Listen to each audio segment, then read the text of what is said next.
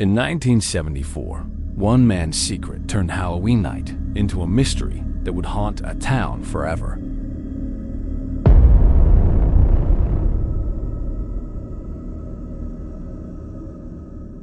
Halloween night, 1974. A night that should have been filled with laughter, costumes, and candy. But for the town of Pasadena, Texas, it became a story whispered for decades. A story that turned trick-or-treating into a shadowed memory. Ronald Clark O'Brien stood by his window that evening, staring out into the rain. The street shimmered beneath the streetlights, reflections of orange and white glowing through the mist. He adjusted his tie, a habit he'd kept from better days. Days when his pockets weren't empty and his smile wasn't forced. He had debts stacked higher than he could count, promises he couldn't keep, and a family depending on a miracle that never came. In his mind, he convinced himself he wasn't doing anything wrong, just fixing what the world had broken. His son, Timothy, came running down the hall in a cheap Frankenstein mask, laughter echoing through the house. "Dad, can we go now?" Ronald smiled, though his eyes never reached his heart. "Of course, champ," he said softly. "Let's make this the best Halloween ever." The O'Brien family joined their neighbors, the Bates, for trick-or-treating along the quiet suburban streets. The children's voices carried through the drizzle, small bursts of excitement with every porch light they spotted. Then they reached one dark house. No lights, no decorations. The group hesitated, but Ronald stepped forward and knocked anyway. Moments later, he returned, smiling faintly. In his hand were 5 colorful paper tubes, pixie sticks, the kind every child loved. "Got lucky," he said cheerfully, handing them out. 1 for Timothy, 1 for his daughter Elizabeth, and 3 for the Bates children. No one thought twice about it. Later that night, the rain thickened. The children returned home, their costumes damp, but their spirits high. Ronald tucked Timothy into bed, who was still buzzing with excitement.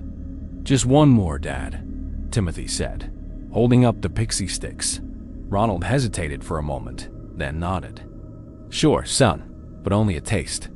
Timothy smiled and poured a bit of the sweet powder onto his tongue. "It tastes funny," he murmured. Ronald leaned closer. "It's probably just old candy," he said softly. "Go rinse your mouth and lie down." The laughter of the evening faded. The night grew silent. And by morning, the entire neighborhood knew something was terribly wrong. Whispers spread across Pasadena about the candy, the strange house, the pixie sticks. The police moved quickly, questioning every family that had gone trick-or-treating that night. Detectives followed every lead, but something didn't add up. Each time Ronald told his story, small details shifted. First, he couldn't recall which house gave him the candy. Then, he said he never saw the person at the door. Yet, none of the parents remembered him stepping away long enough to receive anything from anyone. Days turned to weeks, and the truth began to surface. Investigators discovered Ronald's heavy debts and the insurance policies he had recently taken out on his children. Multiple policies signed within months. Then came the receipts, the phone calls, the quiet visits to insurance offices. Each clue pointed to one man. When confronted, Ronald sat perfectly still. His tie was neat, his posture calm, but his eyes were tired and distant. "It was an accident," he whispered. "I didn't mean for anything bad to happen." But the evidence spoke louder than his words. The trial that followed captured national attention.